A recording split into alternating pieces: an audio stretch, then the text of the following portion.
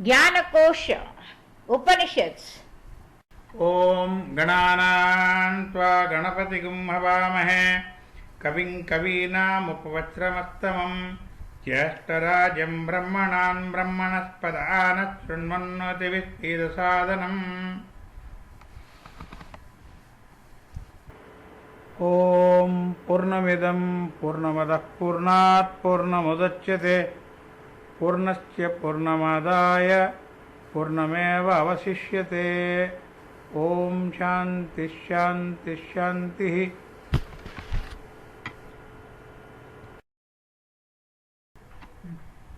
Om Sahana Bhavatu Sahano Bhunaktu Sahaviryam Karavavahai Tejasvinavadhitamastu ma vidvishavahai. Om Shanti Shanti Shanti. Krishna Yajurveda Upanishads. Varaha Upanishad. Om, may he protect us both together. May he nourish us both together. May we work conjointly with great energy. May our study be vigorous and effective. May we not mutually dispute. Om, let there be peace in me. Let there be peace in my environment. Let there be peace in the forces that act on me. Chapter 1. The great sage Ribhu performed penance for 12 devas years. At the end of the time, the Lord appeared before him in the form of a boar. He said, "Rise, rise, and choose your boon." The sage got up and, having prostrated himself before him, said, "O Lord, I will not in my dream wish of thee those things that are desired by the worldly. All the Vedas, Shastras, Itihasas, and all the hosts of other sciences, as well as Brahma and all the other devas, speak of emancipation as resulting from a knowledge of thy nature.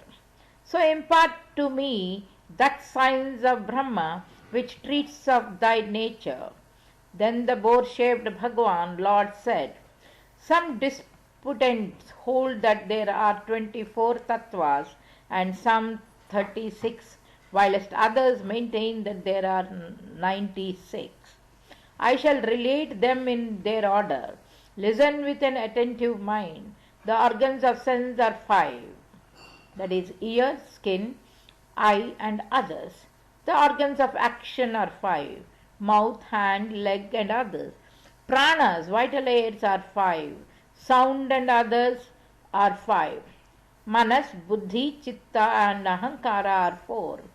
Thus, those that know Brahma know these to be the 24 tattvas. Besides these, the wise hold the quadruplicate elements to be 5, that is, earth, water, fire, vayu, and akasha. The bodies to be 3, the gross, the subtle, and the karana, or casual. The states of consciousness to be 3, the waking, the dreaming, and the dreamless sleeping.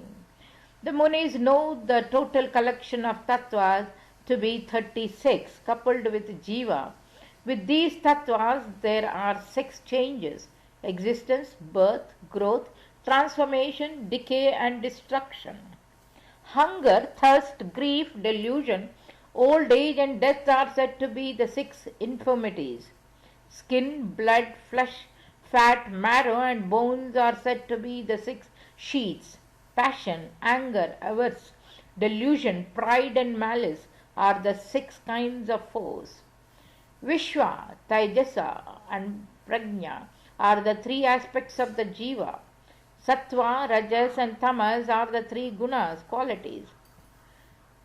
Parabhada, Sanchita, and Agaman are the 3 karmas. Talking, lifting, waking, and walking, excreting, and enjoying are the 5 actions of the organs of action. And there are also thought, certainty, egoism, compassion, memory, functions of manas, complacency, sympathy, and indifference. Dik, the quarters, Vayu, Sun, Varuna, Ashwini Devatas, Agni, Indra, Upendra, and Mrityu, death. and then the moon, the four-faced Brahma, Rudra, Kshatranjana and Ishvara.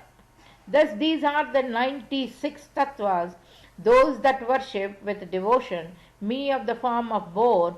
Whom am I other than the aggregate of these tattvas, and am without decay, are released from ajnana and its effects and become jivan muktas. Those that know these 96 tattvas will attain salvation in whatever order of the life they may be, whether they have a matted hair or of shaven head, or have only their tuft of hair on. There is no doubt of this. Thus ends the first chapter of Varaha Upanishads. Chapter 2. The great Ribhu addressed the Lord of Lakshmi of the form of boar, thus, O Lord, please initiate me into the supreme Brahma, Vidya or science. Then the Lord, who removes the miseries of his devotees, being thus questioned and answered, thus through the duties of one's own caste and orders of life, through religious austerities and through the pleasing of the Guru, arise to persons the four Vairagya. They are the discrimination of the eternal from the non-eternal, indifference to the enjoyments of this and the other worlds, the acquisition of the six virtues, Sama, and the longing after liberation. These should be practiced. Having subdued the sensual organs and having given up the conception of mind in all objects, you should place your consciousness of I in me. Who am I? The witness Chaitanya. To be born as a human being is difficult. More difficult it is to be born as a male being, and more so is it to be born as a Brahman. And Brahman, even then, if the fool does not cognize through the hearing of Vedanta the true nature of the Satchidananda, that is all pervading and that is beyond all cause and orders of life, when will he obtain moksha? I alone am happiness. There is none other. If there is said to be another, then it is not happiness. There is no such things as love except on my account. The love that is on account of me is not natural to me. As I am the seat of supreme love, that I am not is not. He who is sought after by all, saying, I should become such, is myself, the pervading. How can non-light affect Atman, the self-shining, which is no other than the light, whence originates the words I am not light? My firm conviction is, whoever knows for certain that which is self-shining and has itself no basis is one of Vijnana. The universe, Jiva, Ishvara, Maya and others do not really exist except my full Atman. I have not their characteristics, karma which has dharana and other attributes and is of the form of darkness, and ajnana is not fit to touch me, who am Atman, the self-resplendent. That man who sees Atman, which is all witness and is beyond all caste and orders of life as of the nature of Brahman, becomes himself Brahman. Whoever sees through the evidence of Vedanta this visible universe as the supreme seat, which is of the form of light, attains moksha at once. When that knowledge which dispels the idea that this body is Atman arises firmly in one's mind, as was before the knowledge that this body is Atman, then that person, even though he does not desire moksha, gets it. Therefore, how will a person be bound by karma who always enjoys the bliss of Brahman, which has the characteristics of Satchidananda and which is other than ajnana? Persons with spiritual eyes see Brahman, that is the witness of the three states, that has the characteristics of Venus, wisdom and bliss, that is the underlying meaning of the words thou and I, and that is untouched by all the stains. As a blind man does not see the sun that is shining, so an ignorant person does not see Brahman. Prajna alone is Brahman. It has truth and prajnana as its characteristics. By thus cognizing Brahman well, a person becomes immortal. One who knows his own Atman as Brahman, that is bliss and without duality and gunas, and that is truth and absolute consciousness, is not afraid of anything. That which is consciousness alone, which is all pervading, which is eternal, which is all full, which is of the form of bliss, and which is indestructible, is the only true Brahman. It is the settled determination of Brahmagyanis that there is naught else but that, as the world appears dark to the blind and bright to those having good eyes, so this world full of manifold miseries to the ignorant is full of happiness to the wise. In me, of the form of boar, who am infinite and the bliss of absolute consciousness, if there is the conception of non-dualism, where then is bondage, and who is the one to be emancipated? The real nature of all embodied objects is ever the absolute consciousness.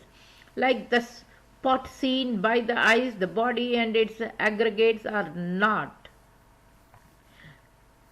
Knowing as Atman all the locomotive and fixed worlds that appear as other than Atman, meditate upon them as it I am. Such a person then enjoys his real nature. There is no other to be enjoyed than oneself. If there is anything that is, then Brahman alone has that attribute. One who is perfect in Brahma Jnana, though he always sees this established universe, does not see it other than his Atman. By cognizing clearly my form, one is not trammeled by karma. He is an undaunted person who by his own experience cognizes as his own real nature all that is without the body and the organs of sense. That is the all-witness. That is the one nominal jnana, that is the blissful Atman, and that is the self-resplendent. He is the one that should be known as I. O Ribhu, may you become He. After this, there will be never any experience of the world. Thereafter, there will always be the experience of the wisdom of one's own true nature. One who has this known fully Atman has neither emancipation nor bondage. Whoever meditates even for one muhurta, 48 minutes, through the cognition of one's own real form upon him who is dancing as the all-witness, is released from all bondage. Prostrations to me, who am in all the elements, who am the Chidatma, Atman of the nature of wisdom, and is eternal and free, and who am the Pratyagatman. O Devata, you are I am you. Prostrations on account of myself and yourself, who are infinite and who are Chidatma, myself being the supreme Isha and yourself being Shiva, a beneficent nature. What should I do? Where should I go? What should I reject?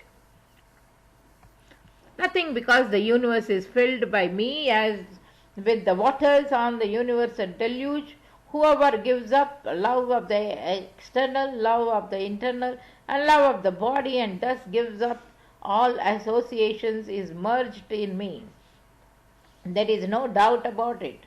That Paramahamsa, ascetic, who though living in the world keeps aloof from human congregation as from serpent, who regards the beautiful woman as a living corpse and the endless sensual objects as poison, and who has abandoned all passion and is indifferent towards all objects, is no other than Vasudeva, myself.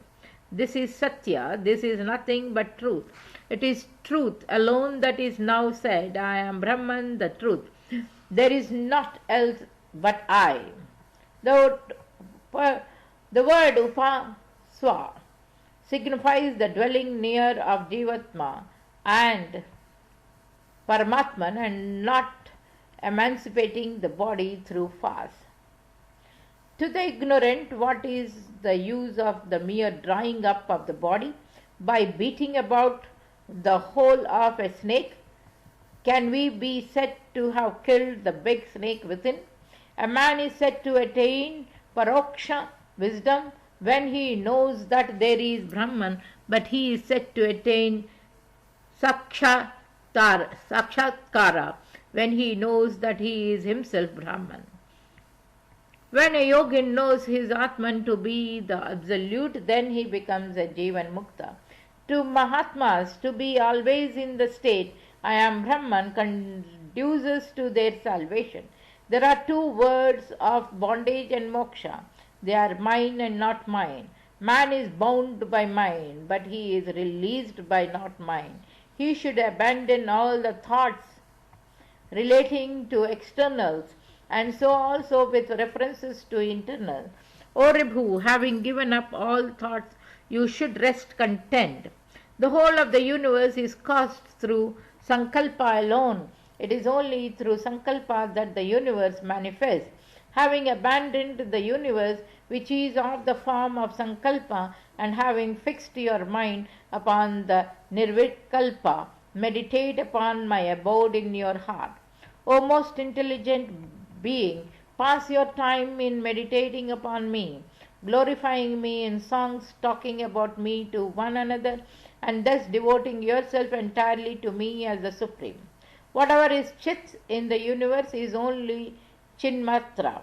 This universe is Chinmaya only. You are Chit, I am Chit. Contemplate upon the worlds also as Chit. Make the desires null, always be without any stain. How then can the bright lamp of atomic Vijnana arising through the Vedas be affected by the karma arising from the ignorance of the actor and the agent? Having given up not Atman and being in the world, unaffected by it, delight only in the Chinmatra within, ever intent on the one. As the Akasha of the pot and that of the house are both located in the all-pervading Akasha, so the Jivas and Ishvara are only evolved out of me, the Chitka Akasha, the one Akasha of universal consciousness. So that which did not exist before the evolution of Atma and that which is rejected at the end is called Maya by Brahmagyanis through their discrimination. Should Maya and its effects be annihilated, there is no state of Ishvara.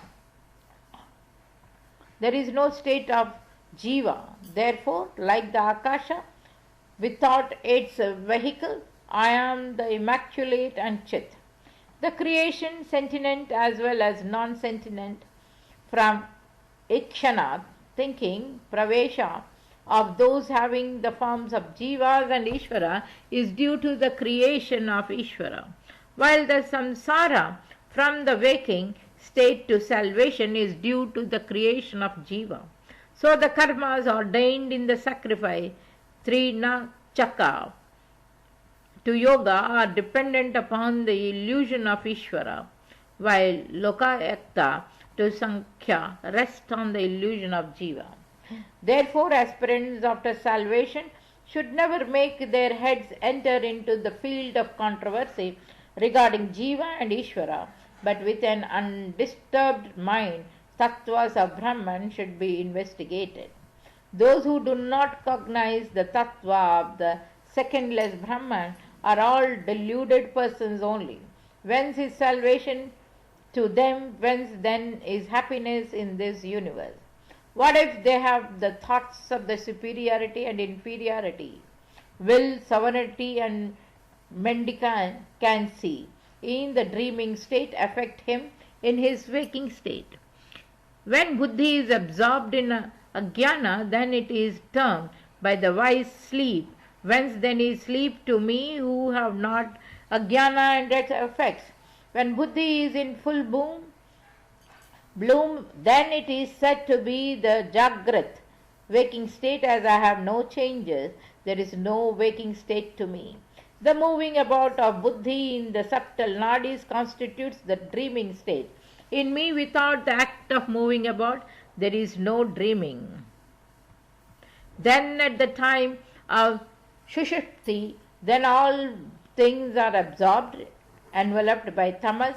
He then enjoys the highest bliss of his own nature in an invisible state. If he sees everything as Chit without any difference, he alone is an actual Vijnani. He alone is Shiva, he alone is Hari, he alone is Brahma.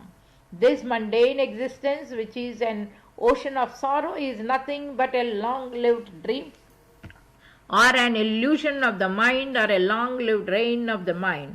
From rising from sleep till going to bed, the one Brahman alone should be contemplated upon. By causing to be absorbed this universe, which is but a superimposition, the Chitta partakes of my nature. Having annihilated all the 6 powerful enemies through their destruction, become the non-dual, one like the scent elephant. Whether the body perishes now or lasts, the age of moon and stars, what matters is to me having Chit alone as my body. What matters it to the Akasha in the pot? Whether it is destroyed now or exists for a long time. While the slough of a serpent lies cost of lifeless in the hole, it does not evince any affection towards it. Likewise, the wise do not identify themselves with their gross and subtle bodies. If the delusive knowledge with its cause should be destroyed by the fire of Atma-jnana, the wise man becomes bodiless through the idea, it is not this, it is not this. Shastras, the knowledge of reality, perishes. Through direct perception of truth, one's fitness for action ceases. With the cessation of prarabdha, the destruction of the manifestation takes place. Maya is thus destroyed in a threefold manner. If within himself no identification with Brahman takes place, the state of Jiva does not perish. If the non-dual one is truly discerned, then all affinity is ceased. With the cessation of prarabdha, there is that of the body. Therefore, it is certain that Maya perishes thus entirely. If it is said that all the universe is that Brahman alone is that of the nature of Sat. If it is said that the universe shines, then it is Brahman alone that shines. All the water in an oasis is really no other than the oasis itself. Through inquiry of oneself, the 3 worlds are only of the nature of Chit. In Brahman, which is one and alone, the essence of whose nature is absolute consciousness, and which is remote from the difference of Jiva, Ishvara and Guru, there is no ajnana. Such being the case, where then is the occasion of the universe, there I am that Brahman which is all full. While the full moon of wisdom is robbed of its luster by the Rahu of delusion, all actions such as the rites of bathing, alms giving and sacrifice performed during the time of eclipse are all fruitless. As salt dissolved in water becomes one, so if Atman and Manas become identified, it is termed Samadhi. Without the grace of a good perfect Guru, the abandonment of sensual objects is very difficult of attainment. So also the perception of divine truth and attainment of one's true state. Then the state of being in one's own self shines of its own accord in a yogin on whom Jnana Shakti has dawned and who has abandoned all karmas. The fluctuation is natural to Mercury and mind. If either Mercury is bound or mind is bound, what then on this earth cannot be accomplished? He who obtains murcha cures all diseases. The dead are brought to life again. He who has bound is able to move in the air. Therefore, Mercury and mind confer upon one the state of Brahman. The master of Indriyas is Manas. The master of Manas is Prana. The master of Prana is Laya. Therefore, Laya Yoga should be practiced. To the yogins, Laya is said to be without actions and changes. This Laya of mind, which is above speech and in which one has to abandon all sankalpas and to give up completely all action, should be known through one's own experience. As an actress, through subject, to music, cymbals and other musical instruments of time, has her mind intent upon the protection of the pot on her head, so the yogin, through intent of the time being upon the hosts of objects, never leaves off the mind contemplating on Brahman. The person who desires all the wealth of yoga should, after having given up all thoughts, practice with a subdued mind concentration on nada, spiritual sound alone. Thus ends the second chapter of Varaha Upanishad.